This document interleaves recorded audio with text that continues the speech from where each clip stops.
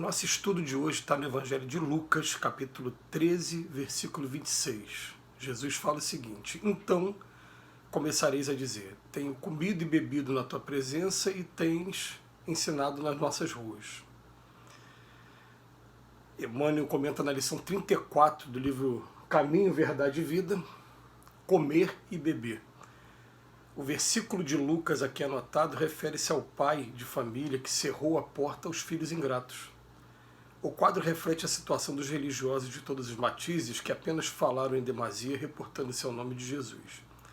No dia da análise minuciosa, quando a morte abre de novo a porta espiritual, eis que dirão haver comido e bebido na presença do Mestre, cujos ensinamentos conheceram e disseminaram nas ruas.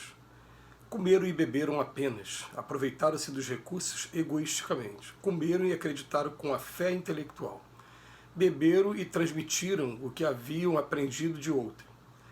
Assimilar a lição da existência própria não lhes interessava a mente inconstante. Conheceram o Mestre, é verdade, mas não o revelaram em seus corações. Também Jesus conhecia Deus, no entanto, não se limitou a afirmar a realidade dessas relações. Viveu o amor ao Pai junto dos homens, ensinando a verdade, entregou-se à redenção humana sem cogitar de recompensa. Entendeu as criaturas antes que essas o entendessem, concedeu-lhes supremo favor, com a sua vinda deu-se em holocausto para que aprendêssemos a ciência do bem. Não bastará crer intelectualmente em Jesus, é necessário aplicá-lo a nós próprios. O homem deve cultivar a meditação no círculo dos problemas que o preocupam cada dia. Os irracionais também comem e bebem. Contudo, os filhos das nações nascem na terra para uma vida mais alta. Comer e beber na presença do Mestre. Isso me lembra uma passagem da carta de Paulo aos Coríntios, quando ele fala, ainda que eu falasse a língua dos homens e a língua dos anjos, sem o amor, sem a caridade, eu nada sou. E no final ele fala o seguinte: entre a fé, a esperança e o amor ou a caridade, o mais importante dos três é o amor ou a caridade. E aí o que acontece? A gente para analisar o seguinte: é importante você ter fé? É. A fé é um elemento que vai te conduzir um dia àquilo que a gente pode chamar de salvação. A fé é suficiente para a salvação? Não.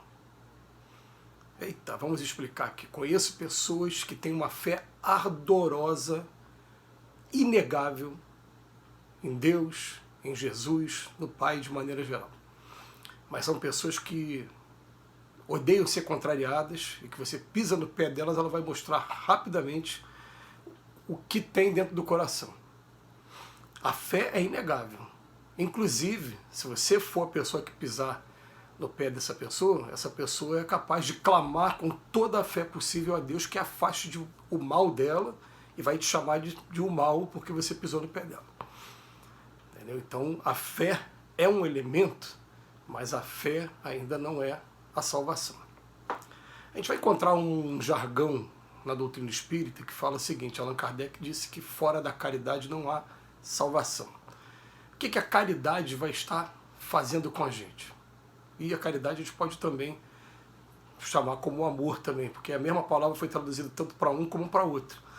Só começou a ser chamada de caridade para a doutrina espírita porque o amor, muita gente começou a confundir a palavra amor e usar o texto de Paulo de Tarso em casamentos, mas o amor que está falando é um amor muito maior. Então a caridade não, caridade a gente entende como um termo mais universal, mais fraterno, mais coletivo, enfim. Mas o que acontece? A caridade, em primeiro lugar, ela vai fazer com que a gente entre na lei de solidariedade. Então você, fazendo a diferença na vida das pessoas, as pessoas também vão sentir vontade naturalmente de estar fazendo a diferença na sua vida também. Mas é claro que quando a gente começa nesse processo, a lei manda que a gente não fique esperando nada em troca. Mas a troca sempre vem, ela sempre acontece, mesmo que seja tardia, ou então acontece de maneira que a gente não perceba, acontece espiritualmente. Sempre acontece. Mas não é só por isso. é principalmente porque, através das obras, o que acontece com a gente? O coração da gente amolece.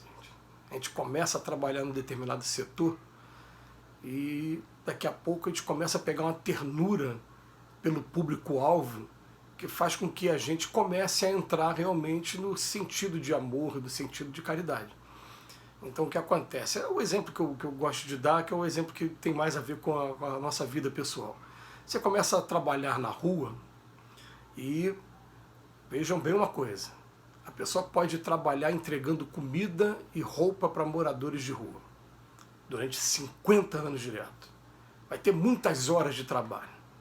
Se ela não modificar o seu sentimento, não modificar o seu coração, aquela coisa interna, a única coisa que vai acontecer é que ela vai chegar do outro lado, pela solidariedade, ela vai ter naturalmente a gratidão daqueles que ajudaram e que vão virar para ela e vão estender a mão para ela também, mas vão estender a mão para ajudar num trabalho que ela tem que fazer por si própria.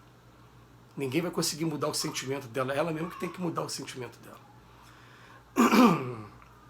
Mas a gente, por exemplo, começa a entregar comida na rua, no primeiro momento é um trabalho frio, mas daqui a pouco alguma coisa começa a bater na gente, a gente nunca mais fica em paz quando vê algum companheiro nosso morando na rua. Aí o coração começou a falar. Daqui a pouco a gente se dá conta de que essas pessoas não são anônimas, elas têm nome. Elas tiveram famílias, a gente começa a querer identificar pelo nome, começa a querer conhecer melhor as pessoas. Aí o coração começa a falar. Aí a gente está começando a chegar no amor e nessa caridade que o Paulo de Tarso fala. Então é uma coisa até interessante, né? A fé sem obras é uma fé cega, como diz, fé morta, como diz Tiago em sua epístola. Em compensação, somente a fé, somente aquela coisa, eu comi e bebi na presença do Mestre, eu ouvi o que ele me explicou e disseminei. É o suficiente? Não, se eu não praticar, foi o próprio Jesus mesmo que falou várias vezes, gente. Nem todos que dizem Senhor, Senhor entraram no reino dos céus. Só entra no reino dos céus aqueles que praticarem, né, tudo que meu Pai ensinou. Então, para você entrar no reino dos céus, o que acontece? Você tem que ser misericordioso, você tem que ser humilde, você tem que ser pacificador. Né? São a maneira de respeito à dor do próximo. É claro que o respeito não vai fazer com que você fique, vamos botar assim, passivo a tudo que esteja acontecendo, porque definitivamente não é isso. Jesus era enérgico nas palavras sem jamais ser agressivo. A gente sabe que o mundo ainda é desse jeito porque os bons são tímidos. Então os bons têm que tomar coragem assim, de falar, está errado, mas tomando cuidado para que junto com as palavras não saia sentimento de agressividade, sim, sentimento de educação, sentimento de cuidado, de zelo. Isso é importante que aconteça com a gente. Mas a gente vai botar na cabeça assim, ó, quando a gente entrar realmente no amor, o amor vai sair de maneira tão espontânea que a gente vai ver assim, pessoas como Chico Xavier, como Madre Teresa, que de forma alguma, Gandhi, de forma alguma, 3 culturas religiosas diferentes. Isso não tem religião.